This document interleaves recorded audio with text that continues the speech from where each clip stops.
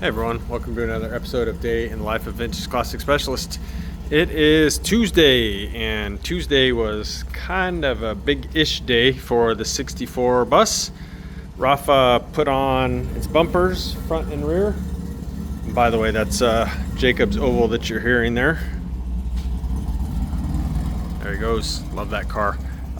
Anyway, where was I? Yeah, so the Turquoise 64 got its bumpers today and their respective deluxe trim. So fucking killer. Oops, sorry. So darn killer. There we go. Sorry. Try not to like to try not to drop F-bombs here on my videos, but it happens because that's basically how I talk, except for when I'm making videos. Anyway, front trim went on, front bumper. We still got to put the black beading in these, but that's, literally a 5-minute job, so that'll happen in the morning.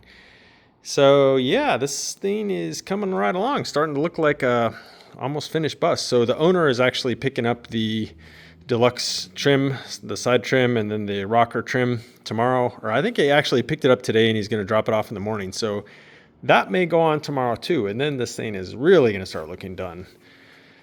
What I did on this bus today was, because I wanted to be done with it without doubt, without question, without anything, was this morning we picked up the 5 bus wheels for it, so 15-inch bus wheels.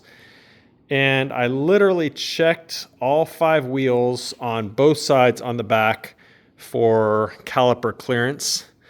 And out of those 5 wheels, there was one wheel on this side that was maybe a little closer than I liked, although it wasn't rubbing. And on this side, there was one wheel that I think was rubbing, but I had 3 lug nuts in, and I may not have had the wheel spaced really well. But nonetheless, I did grind the caliper a little bit more on this side. And so all 5 wheels should fit nicely now on either side, because we'll be putting the same size tires on all 5, so the 4 plus the spare.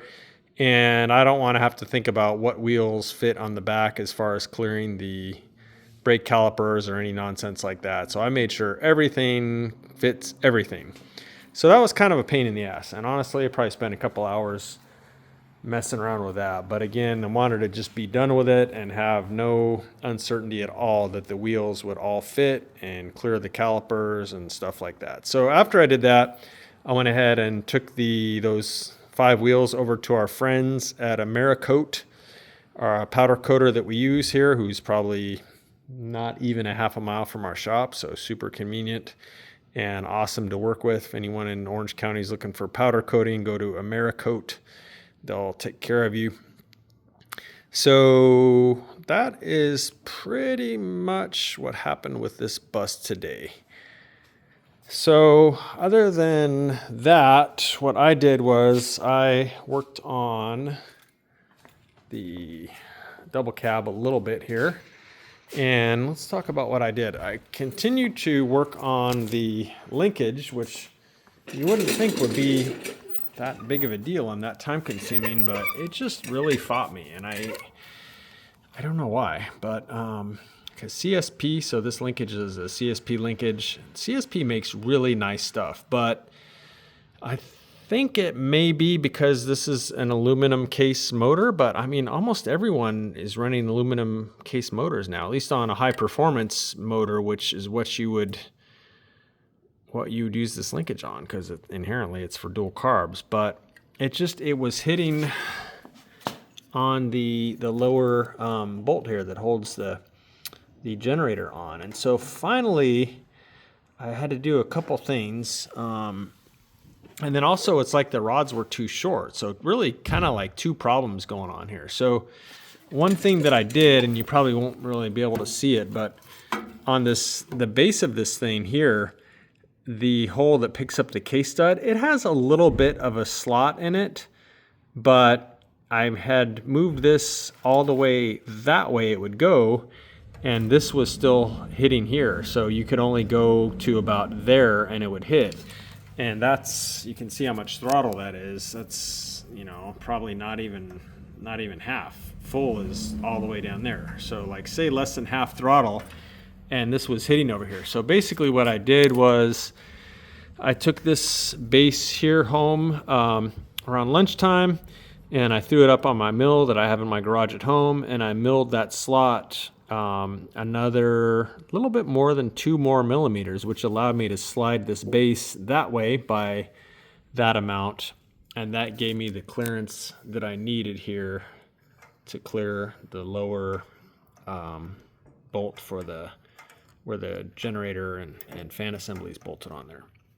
So that was one thing. The other thing was, again, the linkage was just too short, and I don't know why. This motor is just like marginally wider than a stock motor. It's not like some super wide motor with 5.7-inch rods and huge spacers and all that. No, not at all.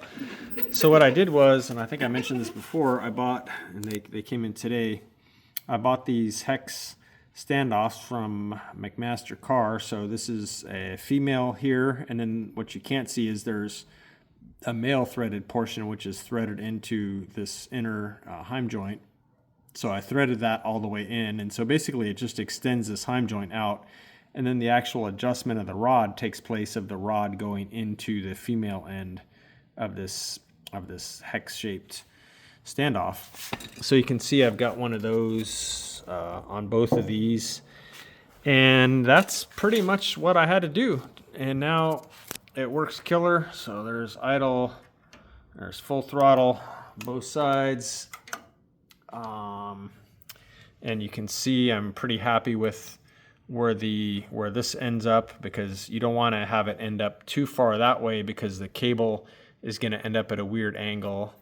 And likewise, when you're at idle, you don't want it swung over this way too much and have the cable at an extreme angle going that way. So I kind of spent a lot of time fine-tuning the length of the rods themselves. I did have to cut a little bit off them with these standoffs, but very happy now with the angles that this is making with where the cable will come out. So just lots of kind of fiddly fine-tuning to get this linkage to work the way I wanted to. One more thing I did have to do, and it's because we've got this huge distributor on here. This is an EMPI HEI style distributor. Is that this rod was actually, as you would go through the motion about here or so, this was actually rubbing on the distributor body. So pretty much what I did, and you can barely see it, was I put a little bend in it about right here, and now it clears beautifully throughout the whole range of motion like that. And so if and when I go to adjust this in the future, all the adjustment I'll do on this side here. You really only have to adjust one side or the other. Like once you get it set up and everything's kind of balanced, if you have to do any fine tuning, you can pretty much just do it on one side. So this side is still straight. So this would be the one that I would do any adjustment on. This one with kind of a kink in it, you'd have to really go in like 1 turn increments for the kink to come out facing the same way. And that may be more than you need to do. Sometimes you're literally turning these things like a quarter or an eighth of a turn to really dial in your synchronization. Anyway, pain in the butt, but it's done. So thank goodness for that. Another small thing that I did on here was the fuel filler is actually all bolted up now. And I don't know if you'll be able to see this in here because it's dark and I didn't bring my flashlight. Oh yeah, there it is. And the actual hose is now connecting the gas tank to the filler neck itself. So again, small thing, but something that needed to be done nonetheless. So another small thing that I did was, I don't know why I waited so long for this, but I finally put on the rear drums. I still have to tighten the nuts down the rest of the way and torque them. But this side was quick.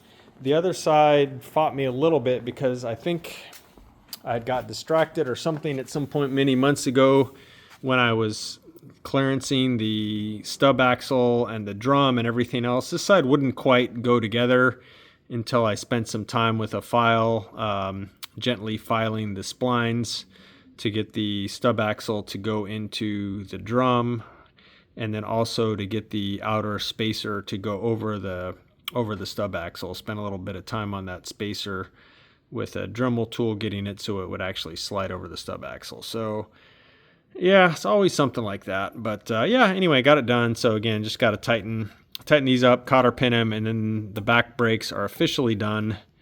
And I don't know if I ever showed these or not. This is what I had to do to these nuts so that they'll clear the wheels. Is a buddy of mine who has a CNC lathe, although he might have done these on a rotary table on his mill.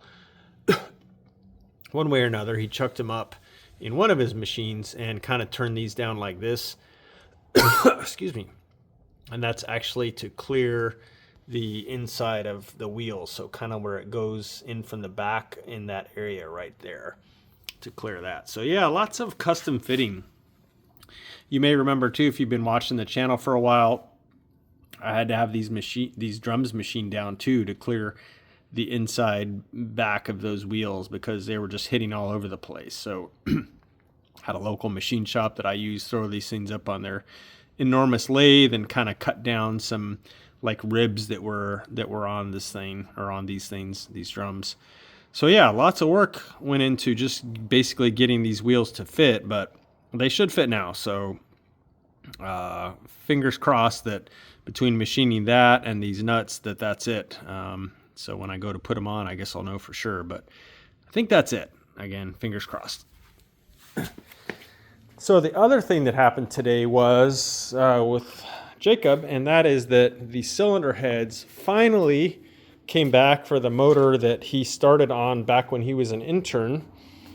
And this is a 36 horsepower that we're building just for him to have the experience, and just kind of a spare motor that we had laying around that we're going to build up as a complete turnkey motor. We'll dyno it and stuff like that, and then put it up for sale when it's all done and we're happy with it. We don't necessarily have a buyer for it yet, but there's always a market for a really nice 36 horsepower motor, so this will be one. But anyway, the cylinder heads came in today, so had him go ahead and temporarily at least put on the cylinder head studs and mock up all the cylinders and cylinder heads. And yeah, it looks like it's going together really good. So tomorrow I may have him put the top end of this thing together for real. We'll see. I think we have everything that we need for that. So that's exciting that he's going to be able to make some progress on this motor again and be learning a lot as he does. This is his first motor build. So he built this whole short block, by the way. So